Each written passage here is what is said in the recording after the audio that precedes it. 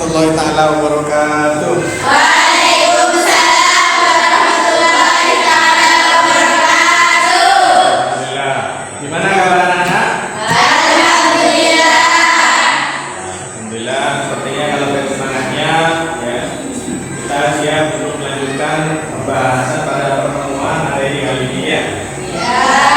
Jadi sebelum pertemuan ini kita mulai, nah, baiknya kita awali dengan membaca doa.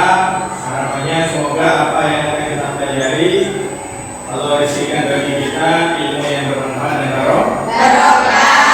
Silakan doa dimulai.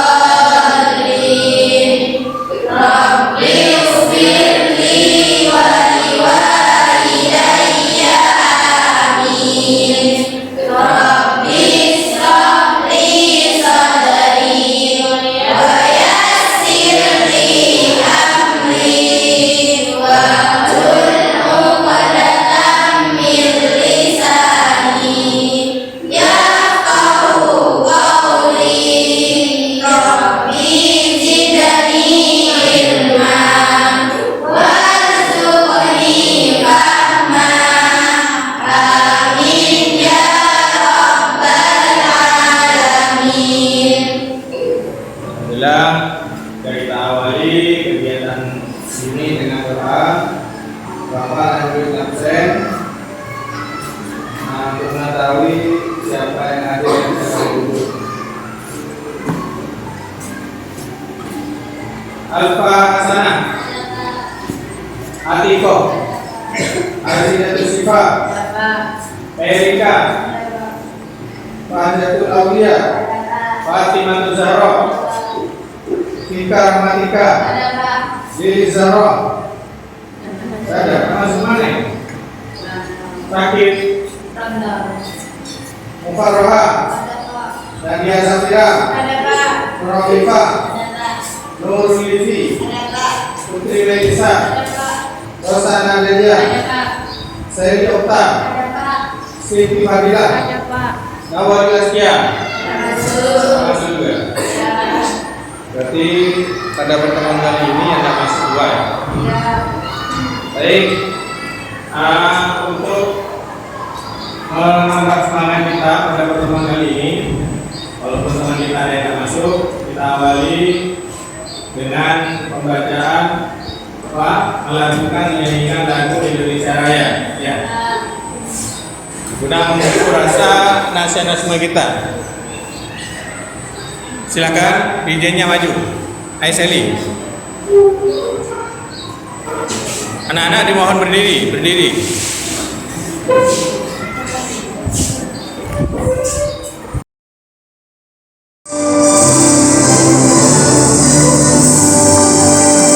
Yeah.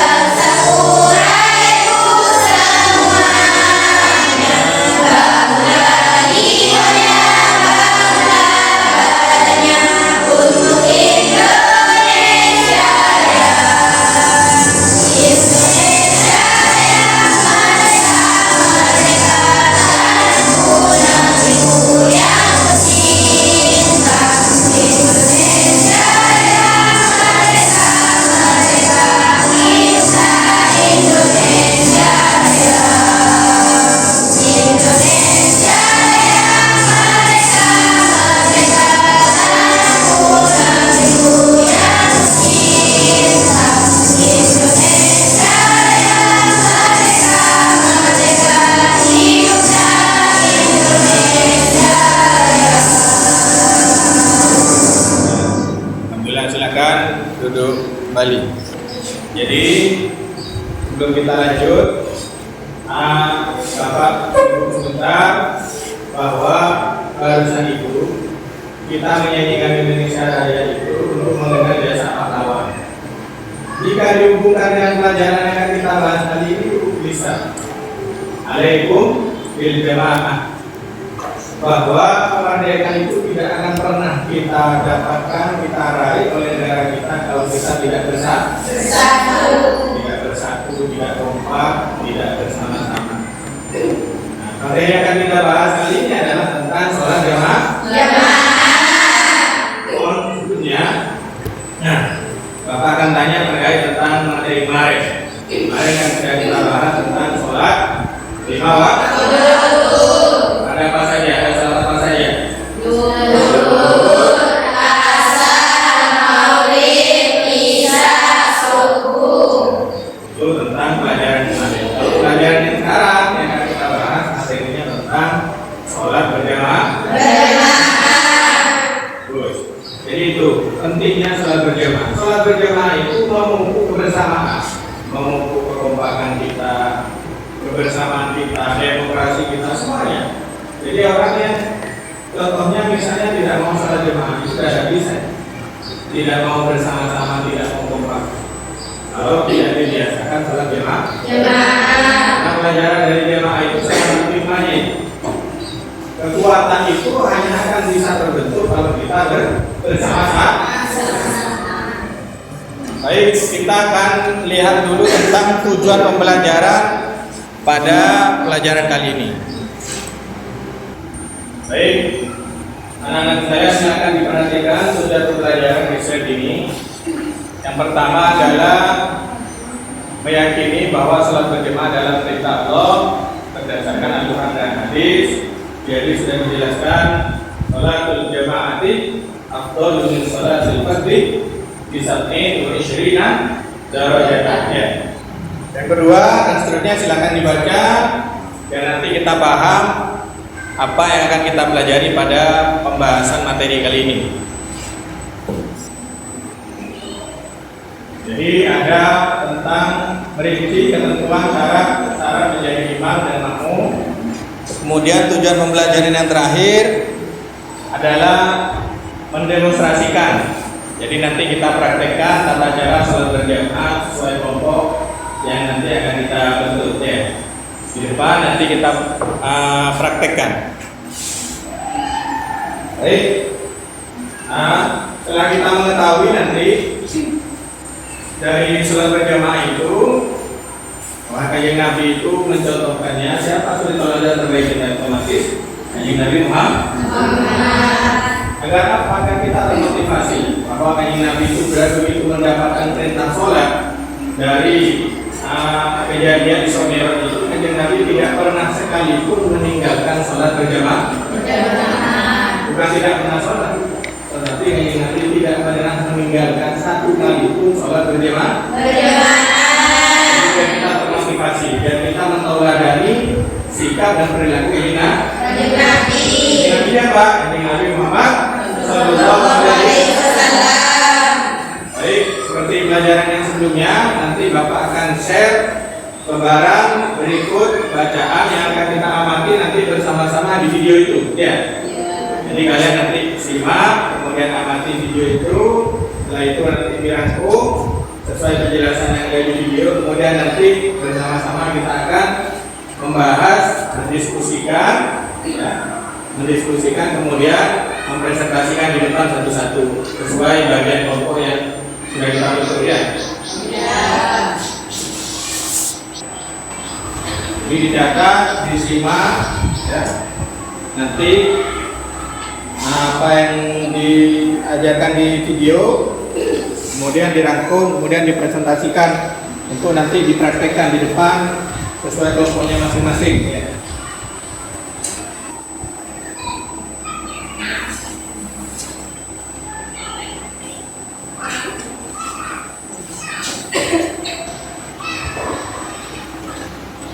Kelompoknya sama seperti kemarin ya, 4-4. Nanti maju ke depan untuk presentasikan, tapi sebelumnya kita simak dan perhatikan video ini.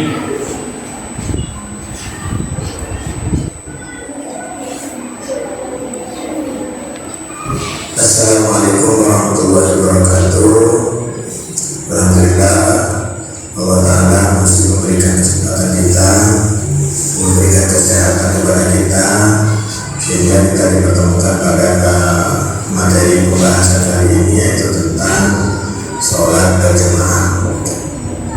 Pada materi tentang sholat berjamaah ini yang akan kita bahas pertama adalah tentang adab, kemudian iqamah, tata cara sholat berjamaah, dan yang terakhir adalah nilai-nilai positif yang terkandung dalam sholat berjamaah. Asal kali ini yaitu tentang sholat berjamaah, di mana pengertian secara bahasa berjamaah diambil dari arti berkumpul. Secara istilah, sholat jamaah dikerjakan bersama-sama oleh dua orang atau lebih, salah satunya menjadi imam dan yang lainnya menjadi makmum dengan cara yang telah ditentukan oleh syarat. Dalil atau dasar sholat berjamaah telah tercantum dalam firman Allah Subhanahu wa Ta'ala pada surat Al-Baqarah ayat 43. Sholat berjamaah boleh dilaksanakan di rumah, masjid, mushola atau kantor. Namun jika dilaksanakan di masjid atau mushola tentu lebih utama dan lebih betul daripada tempat lainnya, sebab dapat memperkuat ukhuwah Islamiyah antar sesama muslim. Syarat-syarat menjadi imam: yang pertama, imam harus berdiri sedikit lebih ke depan daripada makmumnya. Artinya imam harus di depan posisinya. Kedua, tidak mengikuti gerakan makmum, dalam artian imam yang diikuti gerakannya. Kemudian imam meluruskan saf makmum, memerintahkan makmum untuk meluruskan safnya. Kemudian imam memperhatikan keadaan makmum. Imam harus laki-laki. Perempuan yang menjadi imam hanya boleh menjadi imam bagi sesama perempuannya. Sedangkan yang kedua syaratnya adalah orang yang sedang bermakmum pada orang lain tidak boleh dijadikan imam.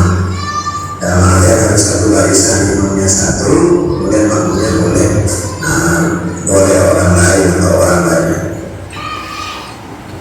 Syarat berikutnya yaitu syarat menjadi makmum.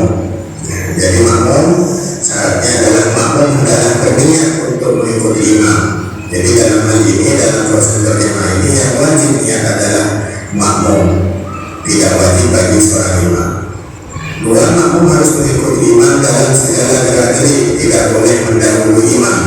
Tiga, makmum harus mengetahui gerak-gerik imam baik secara langsung maupun perantara dari maupun gerakan makmum yang lain. Makmum harus berada dalam satu bangunan atau satu tempat dengan imam. Lima, makmum hendaklah berdiri di belakang imam. Tata cara dalam sholat berjamaah. Yang pertama adalah cara mengingatkan bagi imam yang lupa, baik lupa gerakan ataupun jumlah rakaat sholat. Sini Nabi Sallallahu Alaihi Wasallam melalui riwayat Sa'ad bin Sa'ad radhiyallahu anhu, dia bersabda, barang siapa yang merasa ada gangguan dalam sholatnya, maka hendaklah dia bertasbih. Ini bertasbih di sini maksudnya adalah bagi makmum laki-laki. Karena sementara jika makmumnya perempuan, maka cara mengingatkan imam yang lupa adalah dengan menepuk tangan. Kemudian cara berikutnya adalah cara mengganti imam.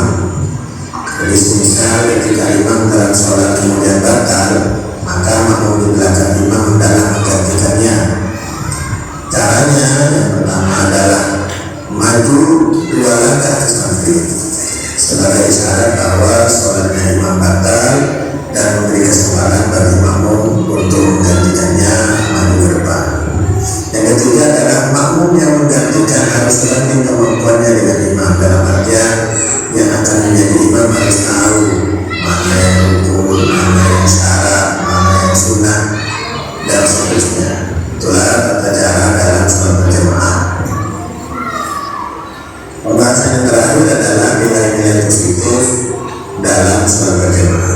Tentu hal-hal yang disyariatkan oleh agama bahkan menjadi sunnah yang dianjurkan oleh Nabi kita Muhammad SAW pasti ada dampak nilai positif dalam pelaksanaannya. Begitu juga segala sesuatu yang dilarang oleh Allah Subhanahu wa Ta'ala atau Rasulnya pasti berdampak buruk bagi mereka yang mengganggu.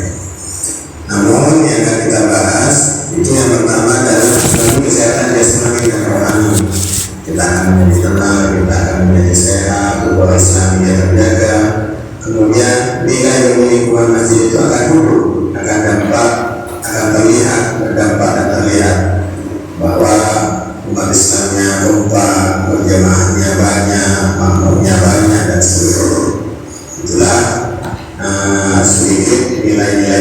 dalam sholat berjamaah. Sekian untuk pembahasan kita kali ini. Kalau ada hal yang kurang berkenan, nanti bisa kita tanyakan dan kita diskusikan berikutnya. Sekian, assalamualaikum warahmatullahi wabarakatuh. Jadi sudah dirangkum ya. Sekarang tugasnya adalah Bapak minta untuk maju salah satu sifat saja untuk menuliskan peta konsep atau bagan di depan terkait tentang sholat berjamaah.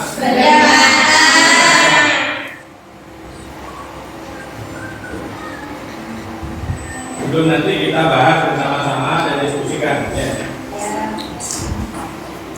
Silakan sambil menunggu sifat nulis terkait tentang peta konsep dan bagan, kalian diskusikan dengan teman-teman apa yang sudah barusan kalian simak. Didiskusikan dengan teman-temannya itu.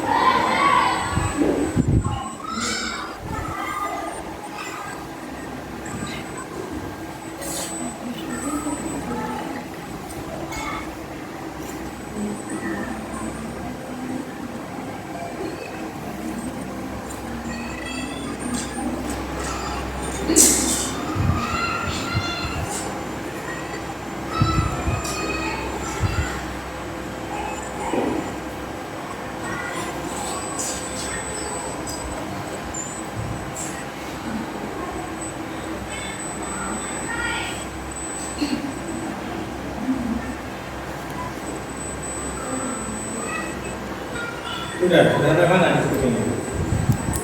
Tulis diskusinya itu yang mau didiskusikan dan dipresentasikan itu ya.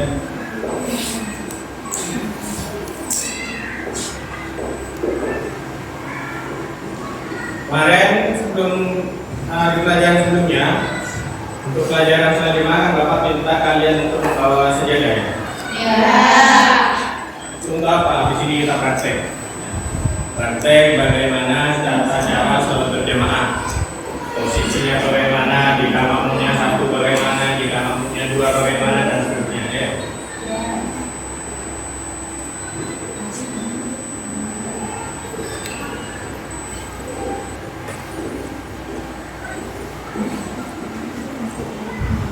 Sebelum sejadahnya kita beber di sini, waktunya dibuka saja untuk praktek sholat berjamaah. Satunya di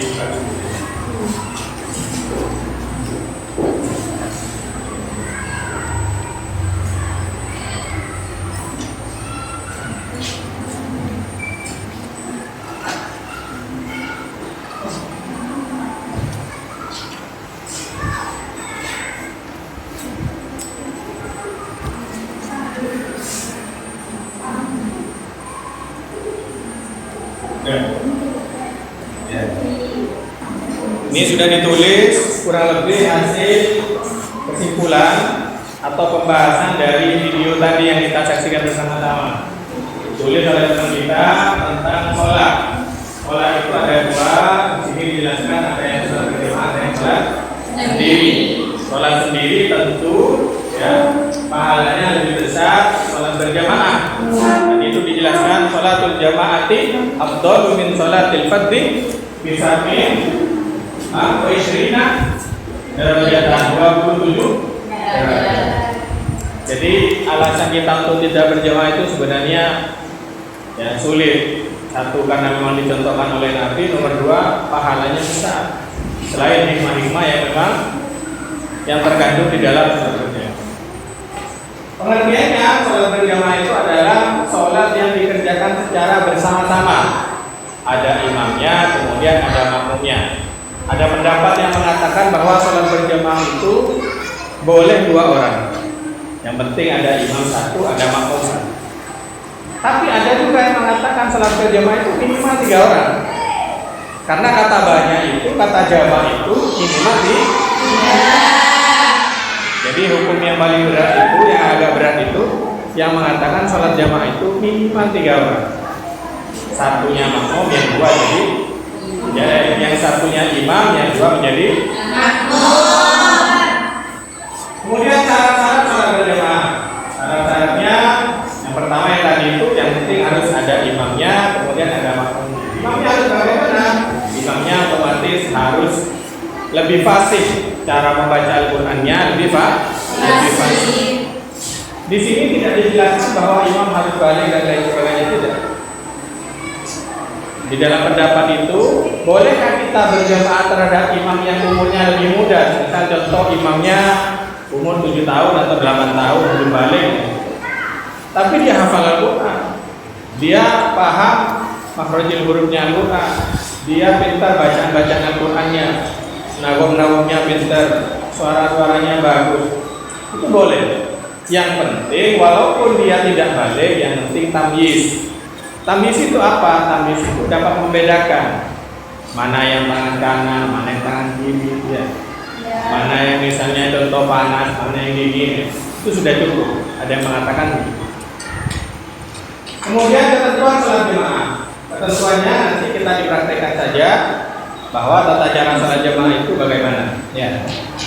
Namun sebelum kita praktek, ya, Bapak minta kalian maju per kelompok sesuai yang kelompok dibagikan itu untuk mempresentasikan hasil diskusinya. Silakan dari kelompok 1 dulu. Maju untuk mempresentasikan.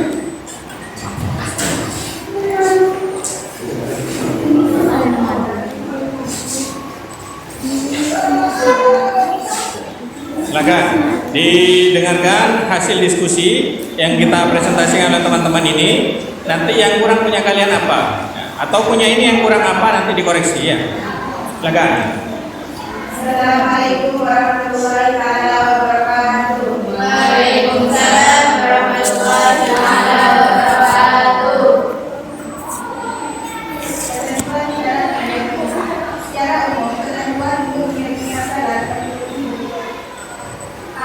imam adalah orang yang berdoa dan bebas bacanya serta mengetahui hukum salat. Serta Rasulullah SAW. Imam Bukhari radhiyallahu anhu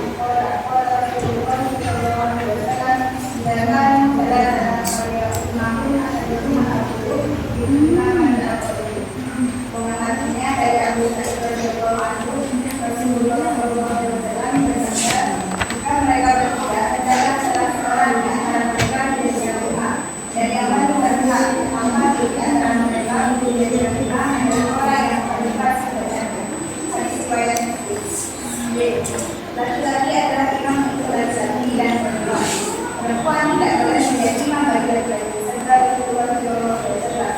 Dan tak imam yang artinya perempuan janganlah menjadi imam dan makmumnya laki-laki. Dari riwayat orang dewasa boleh menjadi imam untuk anak-anak orang yang hampir dewasa dan sebagainya. Maka saya boleh makmum kepada orang yang merdeka di sebaliknya. Pada waktu menjadi imam, dia tidak dalam posisi sebagai makmum. Imam hendaklah jangan mengikuti yang baru, maksudnya imam itu berperbedaan. Oke, ulangan dulu. Kelompok 2, Eli.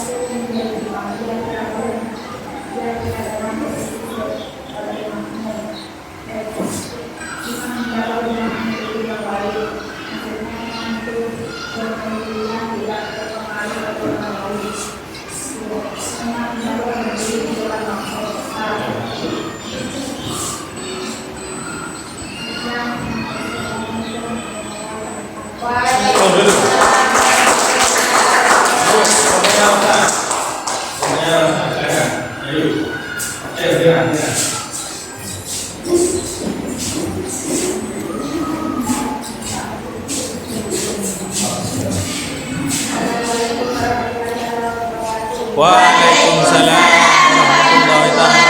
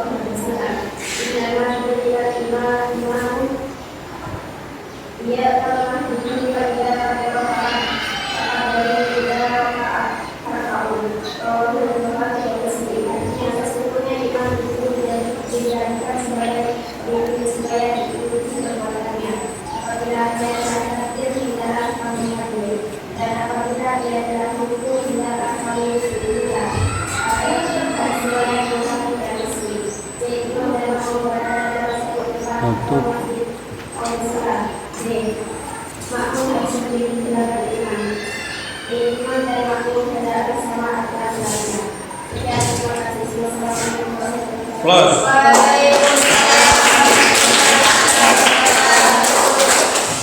Baik, itulah hasil diskusi yang sudah dipresentasikan oleh teman-teman kita. Sekarang kita memasuki sesi tata cara sholat berjamaah. Maka Bapak kita kelompok satu lagi maju untuk mendemonstrasikan tata cara sholat berjamaah dari jadi imam dan dari akan diubah kawan-kawan. Kalian nanti Bapak jelaskan dan demonstrasikan juga tentang tata cara sholat berjamaah. Itu sebenarnya akan diberikan ini pertama itu posisi imam, kemudian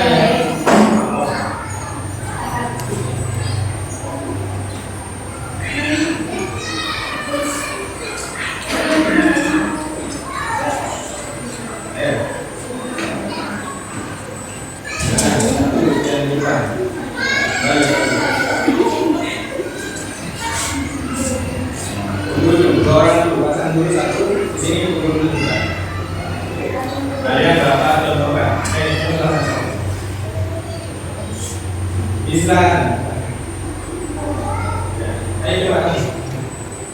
Jadi anak-anak kalian perlu diperhatikan kalau berjamaah itu ya anggotanya cuma dua, ada imam, ada makmum satu, ya.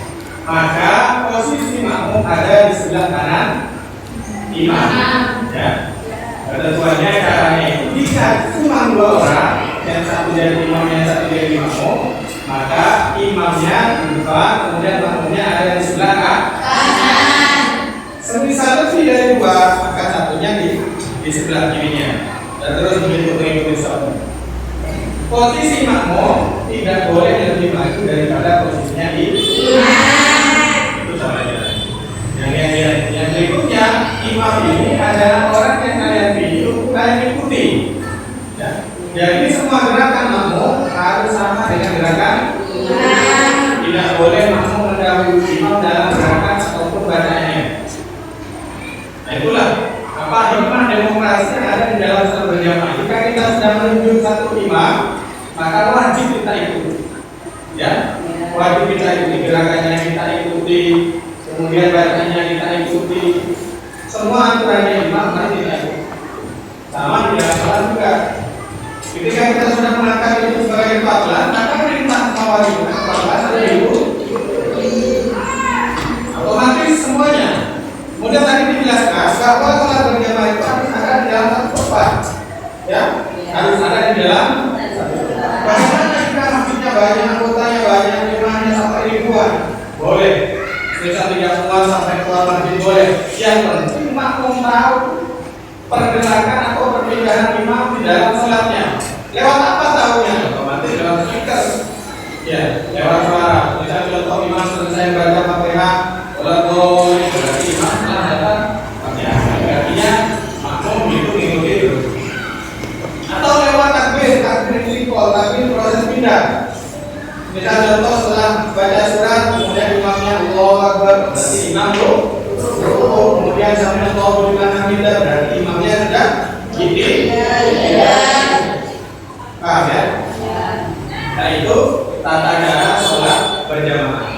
Kemudian yang perlu kita pahami bersama lagi bahwa cara mengingatkan imam yang lupa, ya, cara mengingatkan imam yang lupa. Jika imamnya laki-laki, makmumnya laki-laki, maka jika imam lupa gerakan atau bilangan rakaat atau bahasa di dalam sholat, maka makmumnya mengingatkannya dengan cara membaca tasbih. Jadi makmumnya nanti misalnya contoh imam lupa gerakannya, udah berapa ini? Ada dua rakaat atau tiga rakaat. Misalnya harus menonton tahiyat awal, kemudian berdiri tidak ingat atau lupa, maka makmum yang di belakangnya, ya, harus mengingatkan. Kalau laki-laki harus diingatkan dengan cara membaca Subhanallah.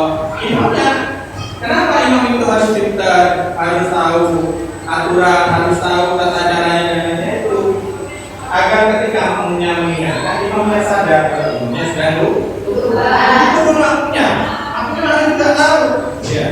Karena ketika imam salah, makmum mengingatkan. Kalau makmumnya lupa, bagaimana cara mengingatkannya? Harus dengan tepuk tangan. Bukan tepuk tangan bukan ya, tapi tepuk tangan satu kali itu. Karena tetap gerakan di dalam sholat tidak boleh gerakan yang sekiranya dapat membatalkan sholat. Paham ya? Nah itu. Kemudian tadi itu dijelaskan juga boleh bermakmum juga dengan orang merdeka atau sebaliknya. Jika imamnya itu misalnya lebih fasih bacanya, lebih pintar bacanya, darah juga tadi, maka boleh si merdeka bermakmum dengan atau sebaliknya. Kemudian yang tadi juga dijelaskan bahwa imamnya harus orang yang fasih bacanya, walaupun tidak tamyiz, walaupun tidak balik, ya. Jadi dia pintar bacanya, bahkan hafal surat-suratnya, bahkan hafal dan lain sebagainya. Walaupun umurnya di bawahnya imam, maka boleh dia di bawahnya makmum, maka dia boleh menjadi ya. Paham? Kurang lebih begini. Jadi misalnya contoh makmumnya satu, maka ada di sebelah kanan, imam. Kemudian jika makmumnya lebih dari satu, maka tugas imam yang pertama adalah mengingatkan bahwa rapatkan shaf, ya, harus diingatkan semua subuh pakum subuh bahwa merapatkan shaf itu adalah kesempurnaan daripada shaf. Ya. Karena kalau jemaah ini tidak dijelaskan seperti ini, tidak dipraktikkan tidak. Kalau soal bacaan gerakannya sama, bacanya Fatihah. Kemudian yang penting juga bahwa yang di dalam sholat berjamaah ini yang wajib ya, berniat itu adalah makmum. Ya. Maka makmum coba niatnya bagaimana? Sholli, saya harus sholat subuh dulu. Sholli fardu subhi raka'ataini.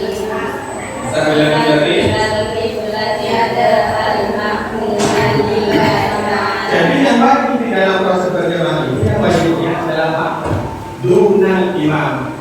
Imamnya tidak wajib, tapi ada yang mengatakan jika imam tidak diangkat tidak terdapat kata bilang utama dalam berjamaah. Kenapa makmum yang wajib? Karena ini kan mau ikut. Ketika mau ikut harus dikonekkan, ya harus dikonekkan. Karena tidak sah niat berjamaah kemudian tidak niat untuk menjadi makmum. Itu catatan yang kedua. Kemudian catatan berikutnya, tidak boleh orang berjamaah karena makmum yang lain.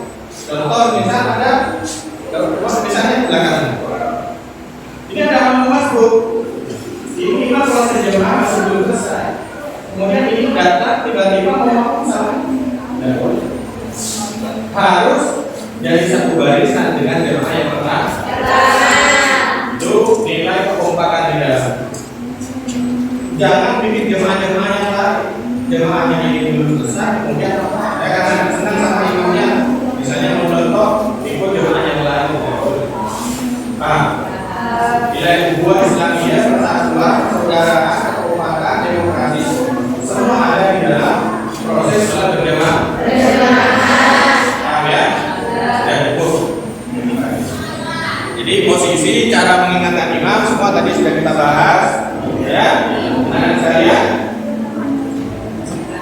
baik, lagi Bapak ingatkan terkait materi ini bahwa sholat jemaah itu seperti yang tadi sudah didemonstrasikan di depan oleh teman-teman kita itu, ya. Bahwa makmum wajib mengikuti imam, baik semua dalam gerakan atau berbeda. Makmum tidak boleh mendahului imam, ya. Sama kita misalnya contoh kayak di Indonesia ini. Semua kebijakan yang dilakukan oleh pemerintah kita wajib mengikuti. Namun catatannya biasanya selama tidak diperintah dalam bermaksiat. Sekolah juga begitu. Ada kepalanya, ada kepala sekolahnya, kemudian di kelas ada wali kelasnya, ada kepala kelasnya, gitu ya. Yang dari pemimpin itu wajib diikuti oleh makmumnya, wajib diikuti oleh rakyatnya. Ya, Pak. Karena kita sudah mengangkat menjadi seorang menjadi imam. Baik. Bapak sekarang tanya tentang pelajaran yang sudah disimak tadi, kemudian sudah dicontohkan, didemonstrasikan tadi oleh teman-teman kalian. Sekarang Bapak tanya apakah dari penjelasan itu ada yang kurang paham? Saya, Pak. Ya. Baik, silakan. Bolehkah bermakmum pada orang yang belum balik? Ya. Selanjutnya yang lain. Ya, sekarang. Dalam berjamaah apakah wajib niat? Ya, terus. Tadi pertanyaan yang pertama adalah bolehkah kita bermakmum pada orang yang belum balik? Ya. Boleh. Selama makmumnya ya menganggap bahwa imam tersebut adalah imam yang paling layak untuk menjadi imam. Dan bacanya paling baik, ya ilmunya paling baik, bacaan Qurannya paling baik, dan lain sebagainya.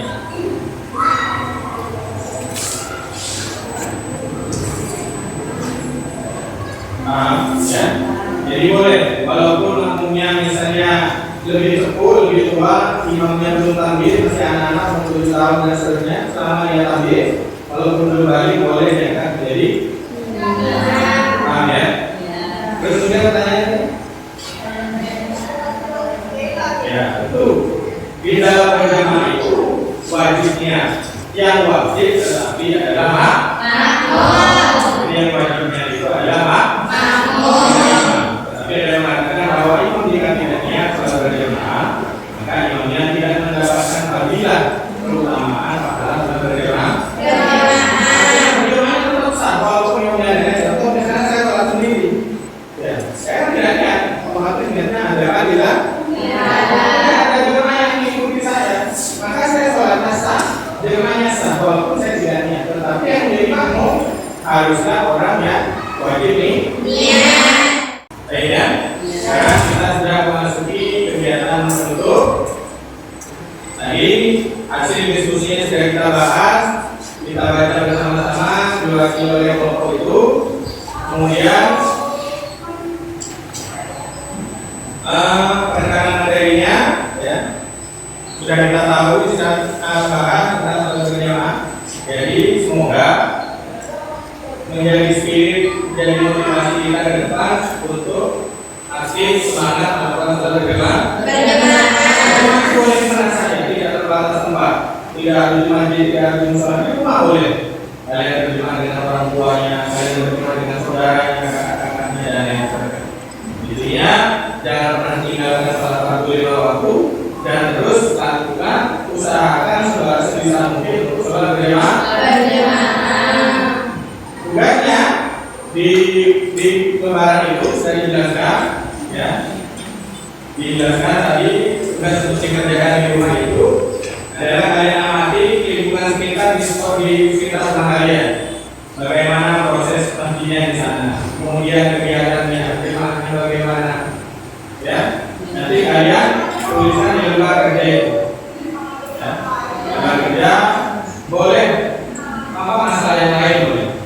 Ini yang kaitannya tentang sholat berjamaah, tentang memulai dan lain sebagainya. Ya.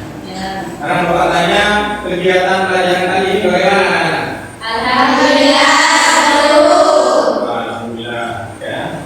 Jadi pembelajaran kali ini, pertemuan materi kali ini sudah bisa kita akhiri. Namun sebelumnya kita tutup dengan pembacaan Pancasila secara bersama-sama dipimpin oleh Bapak. Silakan. Pancasila. 1. Ketuhanan yang Maha Esa. 2. Kemanusiaan yang adil dan beradab. 3. Persatuan Indonesia.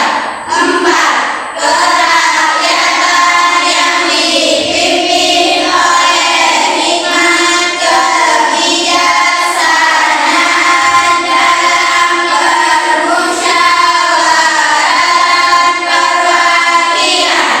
5.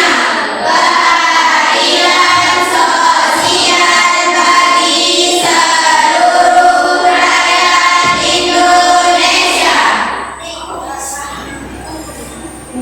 Jadi pertemuan yang akan datang akan kita bahas tentang sujud, yaitu sujud syukur, sujud sahwi, ataupun sujud Sebelum pertemuan ini kita tutup, kita akhiri pertemuan ini dengan membacaan doa. Silakan bersama-sama doa dimulai.